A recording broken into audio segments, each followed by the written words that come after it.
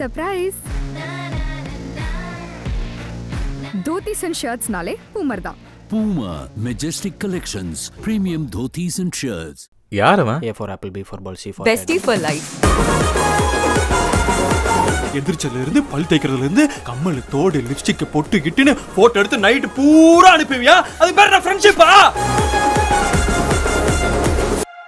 Holidays-nale, adu namma GT Holidays da. GT Holidays, South India's #1 travel brand. You know you are special when you're with GT Holidays.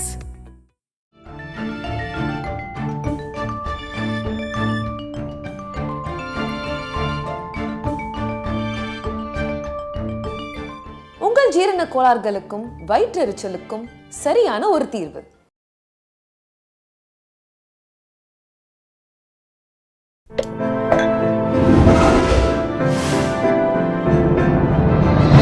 Sai with Chitra. Sivakumar வாய்ஸை சர்வசாதாரணமாக பேசுறீங்க.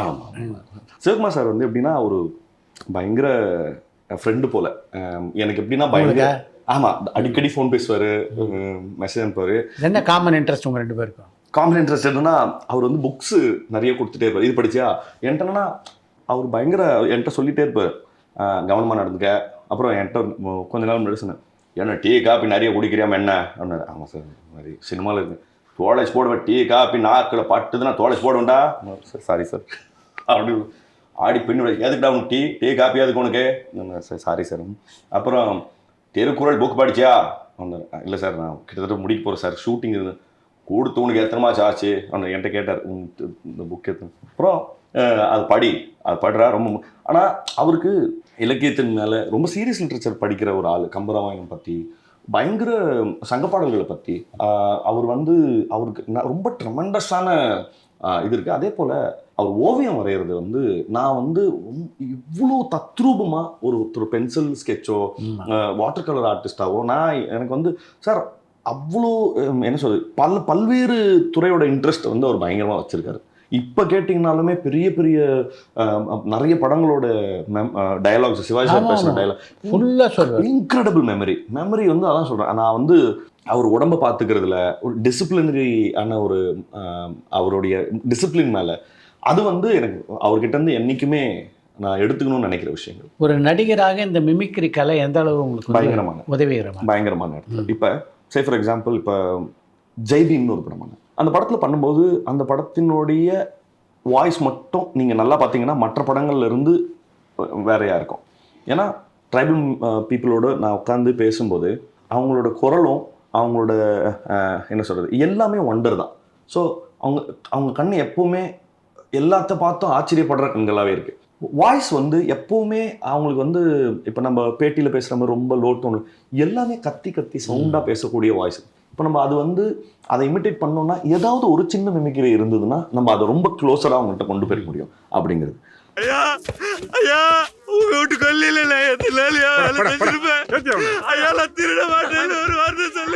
லவ்வர்னு ஒரு படம் பண்ணேன். அதில் ரொம்ப அரகண்டான ஒரு பையனுடைய லைஃப் கட் பண்ணா அவனுடைய காலேஜ் லைஃப்க்கும் போகணும். ஸோ ஒருத்தன் ஒரு 6 வருஷம் வெறும் செல்ஃப் ரெஸ்ட்ரிக்ஷன் மோடில் வெறும் குடி சிகரெட்டு பிடிச்சி ஒரு குரல் இருக்குது. அது எதுவுமே பார்க்காத ஒரு காலேஜ் பையனோட வாய்ஸ் இருக்குது. இது ரெண்டுத்தையும் மேட்ச் பண்ணுறதுக்கு நம்ம அப்படியே டப் பண்ணிட முடியாது. ஸோ அந்த ஒரு சின்ன டிஃப்ரென்சியேஷன் கொடுக்கறதுக்கு இந்த வாய்ஸ் ஆக்டிங் வந்து பயங்கரமாக ஹெல்ப் பண்ணியிருக்கு. முதலாக நடித்த அனுபவம் எப்படி இருந்தது? அது வந்து பயங்கர ஆக்சிடென்ட் தான். அந்த படம் ரிலீஸ் ஆச்சான்னு தெரியல. ஆமாம், என் ஃப்ரெண்ட் ஒருத்தர் நானும் அவரும் மேடை கச்சேரி பண்ணோம், மிமிக்ரி. அவரும் மிமிக்ரி ஆர்டிஸ்ட். அவர் என்னை கூப்பிட்டுருந்தாரு, டேய் இங்கே வா, அவர்கிட்ட பேமெண்ட் கொடுத்துருந்தாங்க போல், அந்த இங்கே வந்து வாங்கிக்கடான்னு சொல்லி ஒரு ஷூட்டிங்கில் அவர் ஜூனியர் ஆர்டிஸ்டாக இருந்தார். அப்போ நான் வந்துட்டு வாங்கினோடனே இவர் டேரக்டர்கிட்ட இன்ட்ரடியூஸ் பண்ணுறாரு. இவனும் மேடை கச்சேரியில் இது பண்ணோன்னா லஞ்ச் பிரேக்கு. அப்புறம் சாப்பிட்டுக்கிட்டே இருந்தவர் சொன்னார், என்ன வாய்ஸ்லாம் பண்ணுவீங்கன்னா நான் எடுத்து இதெல்லாம் சொல்லுவேன் சார், அதெல்லாம் பண்ணுவேன் சார்னோன்னே, அந்த இது சட்டையை போட்டு கூப்பிட்டு அவரை அப்படின்ட்டாங்க. சார் இல்லை நான் காசு வாங்க வந்தவங்க, இருங்க அப்படின்னு சொல்லிட்டு எனக்கு மனசுக்குள்ளே ஆசையும் இருக்குது, ஐயோ ஆனால் பயமாகவும் இருக்குது. ஏன்னா ஆக்டர்ஸ் எல்லாம் இருக்குது, சரி அதை சரியாக செஞ்சிடணும் அப்படின்னு நடிச்சு முடிச்சோடனே சூப்பராக பண்ணீங்கன்னு சொல்லிட்டு டேரக்டர்கிட்டலாம் எல்லாம் கை தட்டினோடனே பயங்கர ஹாப்பியாச்சு. அன்ஃபார்ச்சுனேட்லி அந்த படம் ரிலீஸ் ஆகலைன்னு நினைக்கிறேன். அதான் முதல் அனுபவம். நலன்குமார் சாமி படத்தை நடிக்கும்போது இந்த பயம்லாம் தெரிஞ்சிச்சா? அப்படி சொல்ல முடியாது. இன்ஃபேக்ட் கூட நடிக்கிறது சேதன் மாதிரி ஒருத்தர். பட் சேதன் எனக்கு பயங்கர தேங்க்ஸ் சொல்லணும். ஏன்னா ஒவ்வொரு சீன்லேயும் வந்து ஆக்சுவலாக அவர் வந்து என்ன சொல்றது, என்னை வந்து காம் பண்ணுறதுக்காக, கூல் பண்ணுறதுக்காக சும்மா இப்படி எந்திரிக்க நிற்கிற ஷாட் சூப்பராக பண்ணீங்க, செம்மையாக பண்ணீங்க அப்படின்னு சொல்லி அவர் வந்து விட்டு கொடுத்து ரொம்ப நல்லா பண்ணீங்கப்பா அப்படின்னு. அப்புறம் ஏதாவது ஒரு சும்மா ஒரு டயலாக் பேசுகிற மாதிரி இதுனா கூட அவன் சும்மா நிற்கிறான், நான் அவங்க ஒரு இன்ட்ராக்ஷன் மாதிரி வச்சுக்கிறோம் அப்படின்னு சொல்லி அவர் என்னை வந்து இன்க்ளூட் பண்ணி தான் அந்த பயத்தை தனிச்சார். ஆமாம் ஆமாம், பயம் இல்லாமல் இல்லை, இருந்தது. பட் வித் நலன் சாரோ ஆர் சேதுனாவோ இவங்கெல்லாம் இருந்ததுனால அந்த பயம் தனிங்க. எந்த காலகட்டத்தில் ரஞ்சித் உங்களுக்கு அறிமுகமானார்? நான் வந்து ஒரு யூடியூப் சீரீஸ் ஒன்று எழுதி டைரக்ட் பண்ணிட்டு இருந்தேன். அதில் ஒரு எபிசோடில் நானும் நடிச்சிருந்தேன். அந்த எபிசோட் அவர் பார்த்துருந்தார் போல, மெட்ராஸ் சமயத்தில் நினைக்கிறேன். அப்போ எனக்கு ஃபோன் பண்ணார். அப்பா இந்த இது பார்த்தேன், அது நீ தான் எழுதுனியா? ஆமாம். நீ தான் டைரக்டரா? ஆமாம் அப்படின்னாரு. அப்புறம் நல்லா நடிச்சிருக்கப்பா, உனக்கு நடிப்பு நல்லா வருது. ரொம்ப நன்றி அப்படின்னா இதை கண்டினியூஸாக பண்ணுங்க அப்படின்னு வச்சிட்டார். அவ்வளோதான். அப்புறம் மெட்ராஸ் முடிச்சுட்டு கபாலி பண்ணார். கபாலி முடிச்சுட்டு காலா பண்ணும்போது நான் விக்ரம் வேதா எழுதியிருந்தேன். விக்ரம் வேதா போஸ்ட் ப்ரொடக்ஷன் போயிட்டு அப்போ ஃபோன் வருது, உங்களை பாரஞ்சித் பார்க்கணும்னு கூப்பிடுறாரு. என்னை வா? ஆமாம். சரி போனேன். போன உடனே வாப்பா உட்கார் வா அப்படின்னாரு. ஒரு ஆடிஷன் இருக்கு, நீ கொடுத்துட்டு போ, அவ்வளோதான் சொன்னார். யார் படம் என்ன படம் எதுவும் தெரியாது. சரி ஓகேன்னு சொல்லி பண்ணிட்டேன். அதுக்கப்புறம் மல்டிபிள் லெவல் ஆஃப் ஆடிஷன் எனக்கு தெரிஞ்சு அதுக்கப்புறம் ஒரு 6 ஆடிஷன் எடுத்தாங்கன்னு நினைக்கிறேன். நீ வந்து நல்லை தமிழ் பேச வருமா, நீ வந்து இதை பற்றி என்ன நினைக்கிற, அதை பற்றி என்ன நினைக்கிற, இதுக்குன்னு இந்த ரோலுக்குன்னு ஒரு சில கூறுகள் இருக்குது, அதை பற்றி என்ன நினைக்கிற, அதை பற்றி எல்லாம் கேட்டுட்டு கடைசி லெவல் ஆஃப் ஆடிஷனுக்கு வந்து ஒரு சீனு கொடுத்தாங்க. மாடியிலேருந்து இறங்கி வந்த மாதிரி ஒரு சீன் ஒன்று எடுத்தார். அவரே தான் இருந்தார், அவர் தான் கேமராவில் எடுத்துட்டு சரிப்பா ரைட் நான் சொல்கிறேன் அப்படின்னு அனுப்பிச்சிட்டார். எனக்கு தெரிஞ்சது இவ்வளோ நாள் ஒருத்தங்க எடுக்கிறாங்கன்னா எனக்கு எதுவுமே வரலன்னு தான் அர்த்தம்னு நினச்சி கிளம்பி போயிட்டேன். ஆடிஷனே 6 தடவை எடுக்கிறாங்கன்னா அப்போ இது களிமண் தான் அப்படிங்கிற லெவலுக்கு முடிவுக்கு வந்துட்டாங்க போல. டப்பிங் ஸ்டுடியோக்கு போகிறேன், போஸ்ட் ப்ரொடக்ஷன் நடந்தா மாதவன் சார் பேசிகிட்டு இருக்கார்.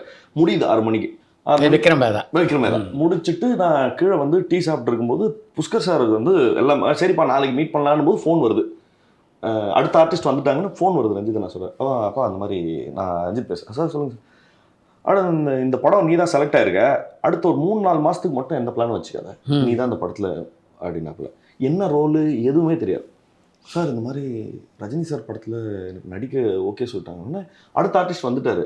புஷ்கர் சார் வந்து சொல்கிறாரு, அப்படியா அந்த அடுத்த ஆர்டிஸ்ட்கிட்ட நாளைக்கு பண்ணிக்கலாம், மணி வந்து இந்த படத்தை வந்து ரஜினி சார் படத்தில் நடிக்க செலக்ட் ஆகிருக்கான், அதனால் நாங்கள் பார்ட்டி பண்ண போகிறோம் அப்படின்னு சொல்லிட்டு எனக்கு ட்ரீட் வைக்கிறாரு. அப்போ அந்த ட்ரீட்டில் வந்து அந்த காலாவோட ஸ்டண்ட் மாஸ்டர் திலீப் சுப்ராயன் இருக்காரு, அவர் வந்து வராரு. ஏன்னா அவர் வந்து இந்த படத்தில் ஸ்டண்ட் மாஸ்டர் அவர் தான். என்ன சார் சடனாக ட்ரீட் என்ன சார் அப்படின்னா, மணி தெரியுங்கடா, மணி வந்து இதுக்கு செலக்ட் ஆகிட்டான்டா அப்படின்னாப்புல. உடனே திலீப் மாஸ்டர் கேட்குறாரு, என்ன ரோல் மணி, என்ன கொடுத்தாங்க உனக்கு?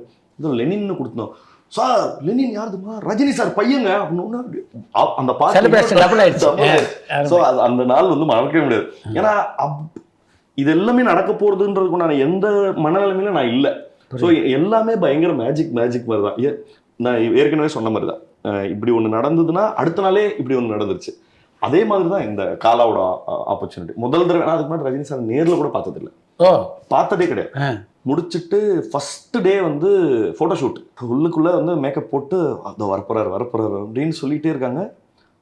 திடீர்னு ஒரு 4 பேர் பார்த்துட்டேன் அப்படின்னு சொன்னாங்க. நான் போனாக்கா இல்லை, உள்ளே போயிட்டார் மறுபடியும். என்னடா இது அப்படின்னு சொல்லி அவர் பார்க்குறதுக்கே கிட்டத்தட்ட அதுவே ஒரு ரஜினி சார் படம் மாதிரி இருந்தது. முடிச்சுட்டு நான் நின்றுட்டே இருந்தோடனே, இப்போ ஸ்டேஜில் நிற்க வச்சுட்டாங்கன்னா லைட்ஸ்லாம் உங்கள் கண்ணுக்கு இப்படி லைட் பண்ணியிருப்பாங்க இல்லையா, அதனால் அங்கே லைட்டுக்கு பின்னாடி என்ன நடக்குதுன்னே தெரில. வர திடீர்னு செட்டு சைலண்ட் ஆகுது. அப்படின்னே அப்படின்னு உள்ள வந்து ஹலோ அப்படின்னு அப்படியே நிற்கிறேன். அப்போ ரஞ்சித் நான் சொல்கிறேன், சார் இவர் தான் சார் லெனின் ரோல் பண்ணுற ஹாய் ரஜினிகாந்த் அப்படின்னாரு. நான் அப்படியே அவ்வளோதான் ஓகே சார் அப்படியே சொல்லிட்டு எனக்கு என்ன பேசுறதுன்னு கூட தெரியல, அப்படின்னு நின்றுருந்தேன். அப்புறம் எல்லாம் ஃபோட்டோஷூட் இப்படி எடுத்துக்கலாமா அப்படி எடுத்துக்கலாமா எல்லாம் ஃபோட்டோஷூட்லாம். நான் வந்து இப்போ சந்தோஷப்படாத வருத்தப்படாத எதுவும் பண்ணாது, அதாவது இது பண்ணாது எதுவும் பண்ணாத, சொல்கிற வேலையை செஞ்சுட்டு அப்புறமா எதுவாக இருந்தாலும் ப்ராசஸ் பண்ணிக்கலாம். ஏன்னா ப்ராசஸ் பண்ணுறதுக்கு நான் தயாராக இல்லை. அப்புறம் முடிஞ்சிட்டு அவர் பாட்டு கிளம்பி போயிட்டார். போய் திருப்பி சாரி நான் சொல்லாமல் போயிட்டேன், தூள் பண்ணிடுவோம் இந்த படம் சூப்பர் பாய் அப்படின்னு சொல்லிட்டு கிளம்பிட்டார். அன்னைக்கு ஃபுல்லாக வீட்டுக்கே போல யாரும் அந்த படத்தில் இது ஒர்க் பண்ணவங்க எல்லாம் அதை உட்காந்து பேசுறதுக்கே டைம் சூப்பராக இருந்தது. ஏன்னா அதான் இதெல்லாம் நம்ம லைஃப்பில் நினச்சி பார்த்தது பெரிய விஷயம். அதனால அவரோட அந்த படத்தில் பயணித்தது மிக நீண்ட நாட்கள். ஆமாம் சார். ஐயோ நான் அதான் சொல்கிறேன், அவர் வந்து ரொம்ப சீரியஸான ஆளுன்னு நினச்சிட்டு இருந்தேன். பயங்கர ஃபன்னி, பயங்கர பயங்கரமாக கிண்டல் பண்ணுவார். ஒரு இது ஒன்று வேர்க்கடலை சாப்பிட்டுட்டு இருந்தார். சாப்பிட்டு எடுத்துக்கோங்க எடுங்க, நான் சும்மா 2 எடுத்தேன், இது நல்லா இருக்கும், நம்ம போனதுக்கப்புறம் இன்னும் எடுத்துருக்கலான்னு தோணும், எடுங்க அப்படின்னு. Thank you sir. அப்புறம் நிறைய சமயங்களில் வந்து என்கிட்ட இதில் கேட்பார், எல்லாரையும் நான் நடித்த படத்தில் என்ன படம் பிடிக்கும், என்ன படம் ஒர்க் ஆகலன்னு நினைக்கிறீங்க அப்படின்லாம் சொல்லி கேட்பார். நான் சொன்னேன் எனக்கு எல்லாரும் பாஷா அப்படி சொல்லும்போது நான் அண்ணாமலை அப்படி சொல்லுவேன். ஏன் இங்கே மட்டும் அண்ணாமலை சொல்கிறீங்க, பாஷா பிடிக்காது? பாஷா பிடிக்கும் சார், பட் அவன் எதிரி, அதனால் எனக்கு கிளைமாக்ஸ் தெரியும், அவனை கொண்டா படம் முடிஞ்சிடும். இவன் நண்பன் சார், அவனை என்ன பண்ண முடியும் அப்படின்னா ஓகே அப்படின்னாரு. இல்லை சார், எங்கள் அண்ணாமலை ரொம்ப பயங்கரமான ஆளாக மாறுறான்னா அவனை ஜெயிச்சு எல்லாம் பண்ணி முடித்தோடனே சை நம்ம நான் இவ்வளோ கேவலமான ஒரு ஆளை மாற்றினா அம்மாட்ட கொடுத்தம்மா அதை அவன்கிட்ட கொடுத்துருமா அப்படின்னு சொல்லும்போது அண்ணாமலை எவ்வளோ பெரிய ஆள், சாதாரண மனுஷன்லேருந்து ரொம்ப உயர்ந்த மனுஷனுக்கு போயிடறாங்கன்னு அப்படியே ஒரு மாதிரி அவர் படம்ன்றதை மீறி எவ்வளோ இல்லை வெரி இன்ட்ரெஸ்டிங்யா அப்படின்னு சொல்லிட்டு அவராக அதை ரசிக்கிறாரு. அண்ணாமலை வந்து சூப்பர் படங்க, நல்ல படங்க அப்படின்னு சொல்லிட்டு அவராக திரும்பியா அது. அப்புறம் விக்ரம் வேதா பார்த்துட்டு என்னை வேனுக்கு கூப்பிட்டு உட்காருங்க, எப்படி நீங்கள் வந்து ரொம்ப உங்களுக்கு என்ன வயசாகுது, 27 28, எப்படி நீங்கள் வந்து இது பண்ணுறீங்க, நீங்கள் ஒரு டைலாக் வந்து வேற ஒருத்தன் படம் எப்படி டைலாக் எழுதுறீங்க, அதெல்லாம் கேட்டு ஏதோ அவருக்கும் சினிமாவுக்கும் சம்மந்தமே இல்லாத ஆள் போல் நேற்று தான் வந்தவர் போலவும் அந்த ஃப்ரெஷர் மைண்ட் செட்லேயே வச்சிருக்கிறது வந்து பயங்கர. ஏன்னா ஒவ்வொரு இடமும் சும்மா நடக்கிற ஷார்ட்டாக இருக்கட்டும், ஆனால் அது கூட அவர் ஒர்க் பண்ணுவார். டாக்டர் சார் நான் இப்படி நடக்கிறேன் பாருங்க எப்படி இருக்குன்னு அப்படின்னு சொல்லி அவரா ஒன்று வேரியேஷன். ஆமாம், ஒரு குழந்தை போல நான் இது ஒன்று பண்ணுறேன், இது எப்படி இருக்கு பாருங்கன்னு சொல்லிட்டு அவர் வந்து தொழிலுக்காக எவ்வளோ அர்ப்பணிப்போட வேலை செய்கிறாருங்கிறத ரொம்ப நெருக்கத்தில் இருந்து பார்க்க முடிஞ்சுச்சு. அவரும் நானா பட்டேகர் சாரும் ஒர்க் பண்ணுறது. அப்புறம் எனக்கு வந்து ஒரு சீன் வந்து நான் வந்து அவர் கூட வந்து சண்டை போடுற மாதிரி ஒரு சீனு, எல்லாம் 2 ஷாட் எடுத்தாச்சு. ரஜினி சார் ஒரு க்ளோஸ் எல்லாம் எடுத்து முடிச்சிட்டாங்க. சார் க்ளோஸ் எடுத்து முடிச்சோடனே அவர் என்ன சொன்னார், எனக்கு முடிஞ்சுதா அவனா முடிஞ்சு சார், ஓகே அப்போ நான் கிளம்புறேன் அப்படின்னு சொல்லிட்டு இப்போ என்ன எடுக்க போறீங்க, இவனோட மணியோட க்ளோஸ் அப்படியே க்ளோஸ் எடுத்து சேர் போடுங்க அப்படின்னு உட்காந்துட்டார். எனக்கு ஐயோ என்னடா இது, நீங்கள் யோசிச்சு பாருங்களேன், என்னடா இதுன்னா கேமரா இங்கே இருக்குன்னா அவர் இங்கே உட்காந்துருக்காரு. எனக்கு திக்குன்னு வேர்க்குது அப்படியே பயங்கரமா. என்னதான் இது பண்ணாலும் கண்ணு வந்து காட்டி கொடுக்குது, இல்லை கண்ணு இப்படி போயிடுது, ஐயோ சார் அப்படின்னு.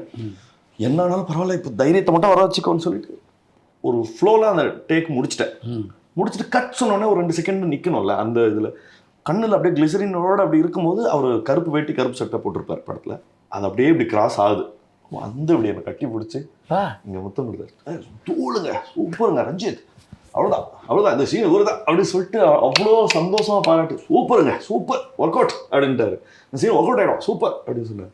எனக்கு வந்து பயங்கர அதுலேருந்து மறுபடியும் அதே மாதிரி தான், அதுலேருந்து இப்போ கிளிசரின் கண்ணீர் போயிருச்சு வருது. அது வந்து அதுக்கப்புறம் அதை எல்லார்கிட்டையும் உண்மைன்னு சொல்லி பார்த்துக்கிறதுக்கே அந்த ஒரு ஹோல் டே போயிடுச்சு. அதுவும் ரொம்ப முக்கியமான டே லைஃப்பில். ஒரு நடிகராக ரஜினிகிட்ட நீங்கள் கற்றுக்கிட்ட விஷயம் என்ன? என்றைக்கும் இன்ட்ரெஸ்ட்டை குறையாமல் வச்சுக்கணும் அப்படிங்கிறது மட்டும்தான். நம்ம ஏன்னா இன்னைக்கு தேதிக்கு சேச்சுரேட் ஆகணும்னா அவர் தான் ஆகணும், அவரும் கமல் சார் தான் ஆகணும், ஏன்னா அவ்வளோ பெரிய கரியரை வச்சிருக்காங்க. ஆனால் அவங்களே எப்படி இவ்வளோ இன்ட்ரெஸ்டாக இருக்கிறாங்க அப்படிங்கிறது தான். அப்படி இருந்ததுனால தானோ என்னமோ தெரியல, அது வந்து சரி இன்ட்ரெஸ்டாக இருந்தால் நம்மளுக்கு இந்த பலன் கிடைக்கும்ன்றதுனால இல்லை, அது அவங்க கேரக்டரே அப்படி தான். அவங்க அதுமே சினிமா மேலே அதீத ஆசையும் அதீத காதலும் இருக்கிறதுனால தான் அவங்க அந்த இடத்துலையே இருக்கிறாங்க, ஃப்ளோட் ஆகிட்டே இருக்காங்க அவங்க 2 பேரும். அதுதான் மிக முக்கியமான படம். மணிகண்டன் இயல்பாக எப்படிப்பட்ட கேரக்டர்? எல்லாரும் சொல்கிற மாதிரி தான், பயங்கர படபடன்னு இருக்கிற ஒரு ஆள், ரொம்ப படபடப்பு ஜாஸ்தி. அது என்னைக்காவது ஒரு நாள் வந்து லைஃப் வந்து என்னைக்காவது அதுவாக வந்து வருடி கொடுத்து காம் பண்ணும் அப்படிங்கிற நம்பிக்கையில் இருக்கிறார், அவ்வளோதான். படபடப்பு எந்த விதத்தில் ப்ளஸ்ஸாக அமைஞ்சிருக்கு, எங்கே மைனஸ் ஆகிருக்கு? படபடப்பு எங்கே ப்ளஸ்னா ஒரு இடத்துல என்னால் உட்காரவே முடியாது. அண்ட் அந்த படபடப்பு காரணமாகவே அதுவே என்னை சோம்பேறியாகவும் மாற்றுது. ஏன்னா இப்போ இதை பண்ணிட்டோம்னா அப்படி ஒருவேளை தப்பாக போயிடுச்சுன்னா அப்படிங்கிற நிறைய யோசனைகள் வந்து இப்போ பண்ணாத, இப்போ அந்த கதை இப்போ எழுதாத அப்படின்னு என்னை உட்கார வச்சிருக்கு. நிறைய இடங்களில் வந்து என்னோட படபடப்புக்கு மற்றவங்க வந்து ஐயோ அவர் அந்த மாதிரி அவங்கள கொஞ்சம் காஷியஸாக மாற்ற வேண்டியதாக இருக்குது. அதனால நான் அதை குறைச்சிக்கணும்னு நிறைய முயற்சி பண்ணேன். உங்கள் கரியரில் மிக முக்கியமான ஒரு திரைப்படம் ஜெய்பி. எல்லாமே எதிர்பாராத விதமாக நடந்ததுன்னு சொன்னேன் இல்லைங்களா, அது மேஜிக் மாதிரின்னு. அதுவும் அப்படிதான். நான் வந்து ஏலேன்னு ஒரு படம் நடிச்சிட்டு இருந்தேன். அந்த படம் வந்து இங்கே பழனி பழனிக்கு பக்கத்தில் மஞ்சநாயகம்பட்டின்னு ஒரு ஊர், அந்த ஊரில் ஷூட்டிங் போயிட்டுருக்கு. அப்போ ஒருத்தர் ஃபோன் பண்ணுறாரு, இந்த மாதிரி சார் மழைக்கண்ணு ஒரு நாவல் எழுதினவர் செந்தில் ஜெகநாதன், அவர் ஒரு ரைட்டரு, அவர்கிட்ட சார்ட் அசிஸ்டண்ட்டாக ஒர்க் பண்ணார். அவர் எனக்கு ஃபோன் அடிக்கிறார், வணங்க என் பேர் செந்தில். சரிங்க, நம்ம விகடன் பத்திரிகையில் வந்து கூட்டத்தில் இன்னொரு படம் எடுத்தார் ஒருத்தர். ஆமாம் தெரியும், அவர் உங்களை பார்க்கணுன்றாரு. அப்படிங்களா, நான் இங்கே பழனிக்கு வந்துட்டேன் ஷூட்டிங்க்கு, 40 நாள் ஷெட்யூல், பார்க்க முடியாது அப்படின்னு சொல்லிட்டு வச்சுட்டேன். திருப்பி ஒரு 2-3 நாளில் ஃபோன் பண்ணுறாரு. இப்போ சொல்கிறாரு, புரியுதுங்க எனக்கு ரைட்டு தான், ஆனால் இப்போ பார்க்க முடியாதே, நான் ஷூட்டிங்கில் இருக்கேனே. புரியுது, அப்படியா, ஏதாவது 1 நாள் 2 நாள் கேப்பில் வரணும். கேப்பே கிடையாது, 40 நாள் ஷூட் கண்டினியூஸ் அப்படின்ட்டு திருப்பி சரி நான் 40 நாள் வெயிட் பண்ணேன். பாருங்கள் என்ன திமிரு பாருங்கள். 40 நாள் முடிச்சுட்டு திருப்பி வந்துட்டேன். சென்னைக்கு வந்துட்டு வேறு நெட்ரிக்கன்னு ஒரு படம் நடிச்சிட்டு இருக்கும்போது கேட்குறாரு, எனக்கு அந்த படத்தோட கொஞ்சம் டேட் இஷ்யூஸை அட்ஜஸ்ட் பண்ணுறதுக்குள்ளான வேலையில் பண்ணிட்டு இருக்கும்போது இவர் ஃபோன் பண்ணிகிட்டே இருக்காங்க. ஏங்க நான் நயன்தாரா அவங்க மேம் கூட ஒர்க் பண்ணி போட்டுருக்கும்போது அவங்க ஃபோனில் வந்து கேட்டே இருக்காங்க, வரங்கன்னு சொல்லிகிட்டே இருந்தேன். அப்புறம் ஞானவேல் சார் அடிக்கிறார், மணிகண்டன் நான் கேட்குறதெல்லாம் உங்களை ஒரு 1 hour சந்திப்பு தான், எவ்வளோ நாள் மேக்ஸிமம் நான் வெயிட் பண்ணணும்னு சொல்லுங்கள், வெயிட் பண்ணுறேன். சார் இல்லை சார் இந்த மாதிரி அப்படின்னோடனே சரி எப்போ முடியும்னு சொல்லுங்க அப்படின்னாரு. சார் இந்த இது முடிஞ்ச உடனே ஒரு ஞாயிற்றுக்கிழமை ஃப்ரீயாக இருக்குது, அப்போ வரவா அப்படின்னு. ஓகே. நீங்கள் முதல்ல கதையை கேட்டப்போ சூர்யா அந்த படத்தில் இல்லை இல்லையா? ஆமாம்மா, எனக்கு தெரியாது. அப்புறம் ஒரு 1 or 2 weeks சொல்லிட்டாங்க, சூர்யா சார் பண்ணுறாங்க அப்படின்னு சொன்னாங்க. 2 மாதம் எங்களுக்கு ரிஹர்சல். நாங்கள் போய் அங்கே இருளர் மக்கள் தங்கியிருக்கிற பகுதியில் தான் தங்கியிருந்து. ராஜா கண்ணுக்கு கிடைத்த மிகப்பெரிய பாராட்டு அப்படின்னு எதை சொல்லலாம்? 1 2ன்னு தெரியல சார். நான் வந்து படம் பார்த்து முதல்ல எனக்கு அப்ரிஷியேட் பண்ணது கமல் சார் தான். ஆமாம், கமல் சாரை கூப்பிட்டு பரபரப்பான சினிமா செய்திகள், நட்சத்திரங்களின் பேட்டிகள், சினிமா வரலாறு ஆகியவற்றை பார்க்கவும் படிக்கவும் உங்களுக்கான இணையதளம் tourantalkies.co.